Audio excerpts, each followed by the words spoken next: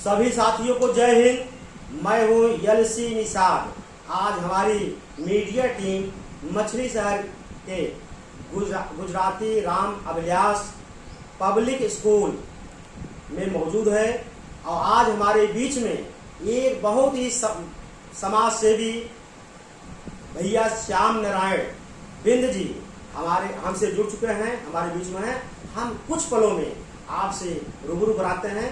तब तक हम बता दें कि देखिए, सबके अंदर सब कुछ है। हर इंसान के अंदर हर इंसान सब कुछ प्राप्त कर सकता है, लेकिन सेवा का भाव बहुत कम इंसान लोगों में पाया जाता है, जो कि आपके भैया के अंदर वह है। आपके अंदर एक खूबी भी बता दूं कि आप शिक्षक भी हैं और गुजराती राम अभिलाष पब्लिक स्कूल के प्रबंधक भी आप हैं और एक आप शिक्षा के रूप में शिक्षा जगत में अपना डंका बजाए हुए हैं और साथ ही साथ इतने सक्रिय समाज बने रहते हैं। समाज में सेवा और सुख दुख में लोग बीच में पहुंचते रहते हैं। तो ऐसी परिस्थिति में बात बनती है, भैया से चर्चा करेंगे। क्योंकि आप एक सेवक रूप में दिन रात काम कर रहे हैं, तो आपकी भी कुछ उम्मीदें होंगी जनता से। चलिए हम इनसे भैया से जुड़ते हैं और रूबरू कराते हैं। भैया, आपका हमारे चैनल में बहुत बहुत स्वागत है। बहुत बहुत धन्यवाद आपको सर। भैया, आप विद्यालय के कॉलेज इंटर कॉलेज प्रबंधक भी हैं और शिक्षक भी हैं और शिक्षा का डंका आप बज रहा है। बहुत देश मतलब एक शिक्षा की जो कड़ी है उसको आप जोड़े हुए हैं और क्षेत्र में आप प्रयास आता है कोई शिक्षा से वंचित न हो। तो ये बाबा साहब का भी कहना है कि भाई पहले शिक्षित बनिए, उसके बाद शिक्षा बहुत बड़ा एक ढंग से आश्रय है। तो चलिए हम बात करते हैं। आप जो है कि सपा में बहुत देर से भी काम कर रहे हैं और सपा में जिला अध्यक्ष, पिछड़ा वर्ग के जिला अध्यक्ष जौनपुर के पद पर आप हैं और पार्टी के प्रति आप जो है हर समय जो है वफादारी से जो है कि पार्टी के जो नीतियां हैं उसको जनता तक पहुंचा रहे हैं। चलिए आप हमारे दर्शकों से रूबरू होंगे। अब भैया, कितना दिन से सपा में आप एक साधारण कार्यकर्ता को काम करते हैं? देखिए, सबसे पहले मैं आपका बहुत बहुत धन्यवाद करता हूँ। धन्यवाद। मैं श्याम नारायण बिंद, जी, जिला अध्यक्ष समाजवादी पार्टी पिछड़ा वर्ग जौनपुर। सन लगभग 2000 से मैं समाजवादी पार्टी का प्राथमिक सदस्य हूँ और लगभग 8 साल से 2018 से समाजवादी पार्टी पिछड़ा वर्ग प्रकोष्ठ जौनपुर का जिला अध्यक्ष हूँ। और इसके पहले भी मैं विधानसभा का उपाध्यक्ष था, विधानसभा मछली शहर का कोषाध्यक्ष था और अब मैं इस समय वर्तमान में पिछड़ा वर्ग प्रकोष्ठ का जिला अध्यक्ष हूँ। लेकिन मैं अपने आप को समाजवादी पार्टी का एक साधारण सा कार्यकर्ता और पार्टी में अपने समाज को जोड़ने का काम करता हूँ। भैया, जब आप समाज जाते हैं, निषाद बिंद समाज और समाज जाते हैं, लेकिन विशेष करके भाई जिस समाज का आप हैं उस समाज मैं बात कर रहा हूँ, जाते हैं तो आपको कठिनाइयों का सामना ही करना पड़ता है। जब आप अपने पार्टी की नीयत बताते हैं तो लोग जानते हैं, अच्छा जिनका आप जैसे वादा कर बता रहे हैं हमारी पार्टी में जो है भाई आप लोगों का सम्मान है, तो कुछ लोगों को भरोसा नहीं होता है। तो भरोसा कैसे दिलाते हैं आप और लोग आपके पार्टी सपा पार्टी में आपसे जुड़े? क्यों जुड़े? उनका क्या लाभ हुआ है? उनको क्या सम्मान मिला है? देखिए, हमारे समाज के लोग जी, बिंद और निषाद केवट मल्लाह समाज के लोग शिक्षा में थोड़ा सा अभी पीछे हैं। हालांकि अब बहुत तेजी से शिक्षा में भी ग्रोथ उनका बढ़ रहा है। रही बात समाजवादी पार्टी ने हमारे समाज के लिए क्या काम किया है, तो मैं अपने समाज के बीच में जब जाता हूँ तो उनको जो समाज के लोगों को बहकाया गया है, लोगों ने भ्रम फैला दिया है। जब समाजवादी पार्टी की सरकार थी, मैं अपने समाज में यह बात बताता हूँ, लोग मुड़ते हैं। मैं बताता हूँ कि समाजवादी पार्टी की सरकार जब थी, माननीय नेताजी मुलायम सिंह यादव जी मुख्यमंत्री थे उत्तर प्रदेश के, तो हमारे समाज की बिंद निषाद केवट मल्लाह समाज की गौरव आदरणीय फूलन देवी जी के ऊपर अन्याय अत्याचार हुआ और उन्हीं फूलन देवी जी को जेल में भी बंद कर दिया गया। 11 वर्षों तक उनको ग्वालियर की जेल में बंद किए रखा गया, मुकदमा तक भी नहीं चला। लेकिन जब पिछड़े समाज के नेता, पिछड़े समाज की मसीहा माननीय मुलायम सिंह यादव उत्तर प्रदेश के मुख्यमंत्री बने, उनके संज्ञान में बात आई कि एक बिंद निषाद समाज की महिला के ऊपर अन्याय अत्याचार हुआ और उन्हीं को जेल में बंद कर दिया गया। तो नेताजी ने आदरणीय फूलन देवी जी के ऊपर से सारे मुकदमे वापस कर लिए और उनको जेल से बाहर निकाले, और जेल से ही नहीं बाहर निकाले, यही मिर्जापुर भदोही लोकसभा क्षेत्र से 2-2 बार लोकसभा का टिकट देकर के सांसद बनाने का काम किए। इससे बड़ा समाज में, हमारे समाज में इससे बड़ा सम्मान और क्या हो सकता है। और सुनिए, माननीय अखिलेश यादव जी उत्तर प्रदेश के मुख्यमंत्री बने 2012 में, तो बिंद, केवट, मल्लाह समाज के लोगों को भर राजभर जैसी 17 पिछड़ी जातियों को अनुसूचित जाति का दर्जा दिलवाने का काम किए।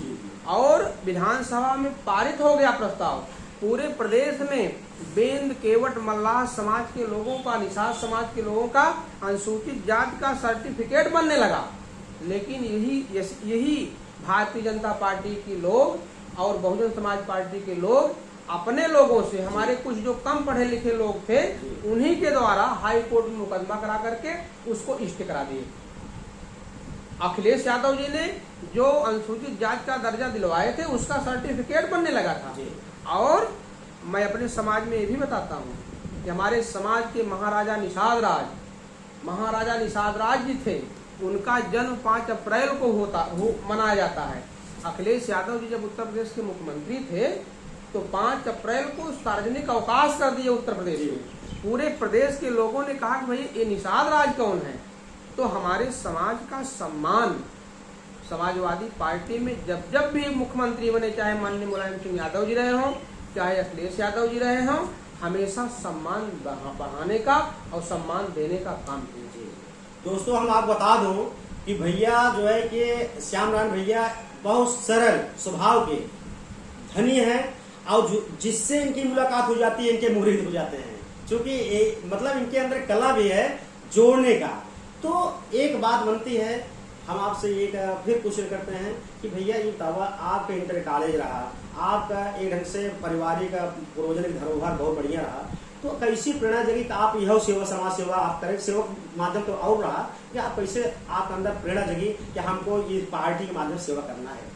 देखिए, राजनीति में जब तक पढ़े लिखे लोग नहीं आएंगे, अपढ़ और कुपढ़ लोग रहेंगे, तो समाज को बहकाने बरगलाने का काम करेंगे। आज देश को आजाद हुए 75 साल हो गए, लेकिन पूरे समाज में देखा जाए और समाज के लोगों की अपेक्षा हमारा समाज दर बदर दिन प्रतिदिन पीछे ही होता जा रहा है। मेरे मन में एक यह अभिलाषा जगी कि मैं अगर समाज के लोगों को शिक्षा के प्रति जागरूक करूं और ऐसी पार्टी के प्रति लोगों के बारे में लोगों को बताऊं कि जो पार्टी हमारे बिंद, निषाद, केवट, मल्लाह समाज का कुछ विकास कर सकती है। बाकी पार्टियां तो सिर्फ बहकाने का काम किया है, और जब बहका करके वोट ले लेती हैं, सरकार बना लेती हैं, तो फिर बिंद, निषाद, केवट, मल्लाह जहाँ वहीं पड़े रहते हैं। भैया, जिस ढंग से आपका सौभाग्य सक्रियता समाज में बनी हुई है, आप जो है कि बराबर किसी न किसी माध्यम से सुख दुख में अपने निषाद पार्टी, बिंद बिरादरी और तमाम समाज में बने हुए हैं, तो लोग वही चर्चा भी करते हैं और चर्चा ये करते हैं भैया को अब की बार हम विधायक रूप देखना चाहते हैं, तो इस पर आप क्या कहेंगे? भैया, आप सबक कार्यकर्ता भी हैं। जी, देखिए, मैं समाजवादी पार्टी का एक छोटा सा कार्यकर्ता हूँ और समाजवादी पार्टी के लिए काम करता हूँ। अपने बिंद, केवट, मल्लाह समाज के लोगों को समाजवादी पार्टी में जोड़ने का काम कर रहा हूँ। रही बात चुनाव लड़ने की, विधायक बनने की, तो हमारे चुनाव लड़ाने का, टिकट देने का सर्वाधिकार समाजवादी पार्टी की राष्ट्रीय अध्यक्ष जी के पास है। अगर समाजवादी पार्टी के राष्ट्रीय अध्यक्ष जी के मन में आई, उनकी मंशा हुई कि भाई बिंद समाज के लोगों को जोड़ना है और उनका आशीर्वाद प्राप्त हो जाएगा, तो चुनाव भी लड़ सकता हूँ, इसमें कोई बुरे नहीं। बहुत बहुत धन्यवाद। तो आप भैया अपने जनता जनार्दन को क्या संदेश देना चाहेंगे, जिस कड़ी से आप जोड़ रहे हैं और शिक्षा की जो डंका है वो बज रहा है, शिक्षा जो कड़ी है गाँव में जो बेचारे टहल रहे हैं, उनको आप जो है कि वो ढंग से एक रोजगार के भी ओर ले जा रहे हैं, प्रयास आपका यही रहता है, तो आप अपने मतलब जनपदवासियों की आप संदेश देना चाहेंगे? देखिए, मैं आपके चैनल के माध्यम से अपने समाज के लोगों को यह बात मैं कहूँगा कि भारत के प्रधानमंत्री थे चौधरी चरण सिंह साहब जी जी जी। उन्होंने कहा था कि आप अपना सब कुछ काम करते रहिए, जी।